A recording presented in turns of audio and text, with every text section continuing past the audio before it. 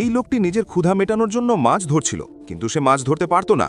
সে আবার চেষ্টা করে, কিন্তু এবারও মাছগুলো বড়শিতে ধরা পড়ছিল না। তবুও লোকটি বারবার চেষ্টা করতে থাকে। শেষ পর্যন্ত সে হতাশ হয়ে যায়। ঠিক তখনই একটি বড় লাল রঙের মাছ পানির মধ্যে ঘুরতে শুরু করে। তার চারপাশে ঘোরার ফলে সেখানে অনেক মাছ জড়ো হয়ে যায়। এটা দেখে তারা দুজন খুব খুশি হয়। তাদের সাথে পিঙ্কু নামের একটি ছেলেও ছিল, যে পেট ভরে মাছ খায়। এত বেশি খাওয়ার পর সে ঠিকমতো হাঁটতেও পারছিল না। এরপর সেই বড় লাল মাছটির উপর চড়ে বসে। এই মাছটি ছিল সমুদ্রের রানী। লোকটি বারবার মাছটির সাথে কথা বলার চেষ্টা করে এবং ঝুলে তার কাছে গিয়ে বলে, আমাদের ডান দিকে যেতে হবে, তুমি কি ডান দিকে ঘুরতে পারো? কিন্তু মাছটি কিছুই বুঝতে পারে না লোকটি কি বলতে চায়। তখন সেই মেয়েটি মাছটির কাছে যায় এবং তাকে বোঝায় কিভাবে ডান দিকে ঘুরতে হবে। মেয়েটির কথা মাছটি বুঝতে পারে এবং ডান দিকে ঘুরে যায়। কয়েকদিন পর মাছটি তাদের গন্তব্যে পৌঁছে দেয়। তবে পথে মাছটি একটি শত্রুর নৌকা দেখতে পায়। এটা দেখে মাছটি খুব রেগে যায়।